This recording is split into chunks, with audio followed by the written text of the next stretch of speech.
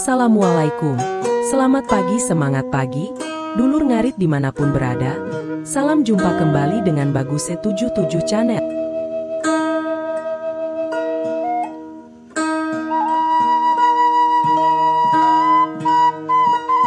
Dulur ngarit semuanya, sapi, hewan ternak yang telah menjadi bagian dari kehidupan masyarakat Indonesia selama berabad-abad.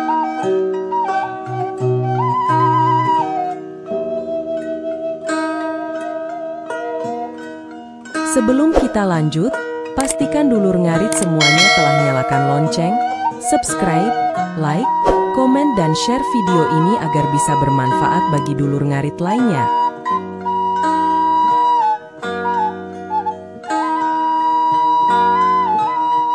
Dari ladang sawah hingga pasar tradisional, sapi memainkan peran penting dalam pertanian dan perekonomian kita.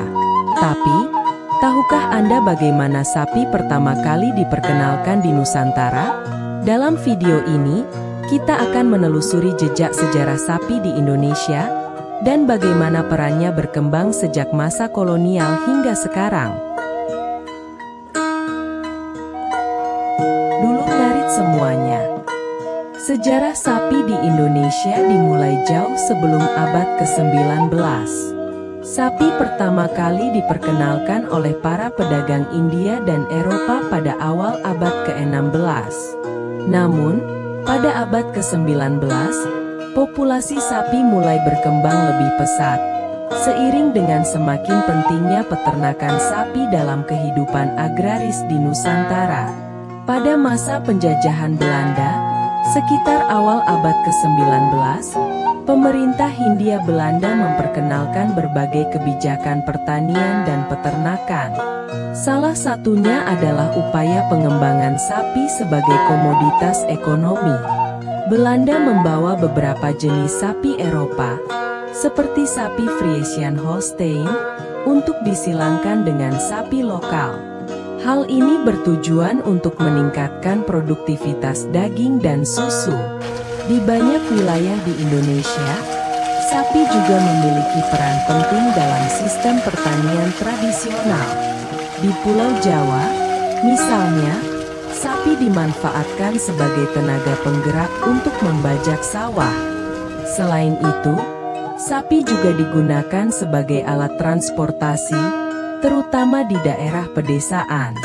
Pada pertengahan abad ke-19, populasi sapi di Indonesia mulai meningkat secara signifikan. Hal ini disebabkan oleh pertumbuhan ekonomi di wilayah kolonial dan meningkatnya kebutuhan akan daging sapi, terutama di kota-kota besar seperti Batavia dan Surabaya. Sapi menjadi salah satu komoditas penting dalam pasar lokal dan internasional.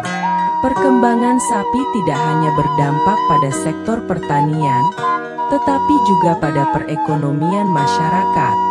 Banyak petani yang mulai memelihara sapi sebagai investasi jangka panjang. Selain itu, pasar daging sapi menjadi salah satu pusat perdagangan utama di berbagai wilayah, baik di Jawa maupun di luar Jawa. Menjelang akhir abad ke-19, perkembangan sapi di Indonesia semakin pesat, dan pengaruhnya terhadap kehidupan sosial, ekonomi, dan budaya masyarakat semakin terasa. Hingga saat ini, warisan dari masa lalu tersebut masih dapat kita lihat dalam kehidupan petani dan peternak di berbagai daerah di Indonesia. Demikianlah sejarah singkat perkembangan sapi di Indonesia pada abad ke-19. Dari pengenalan sapi oleh para pedagang asing,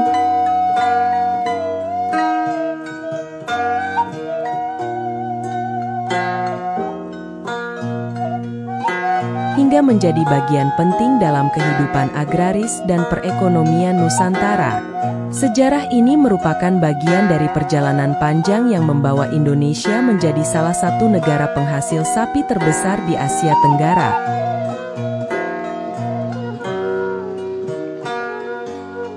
Terima kasih telah menonton.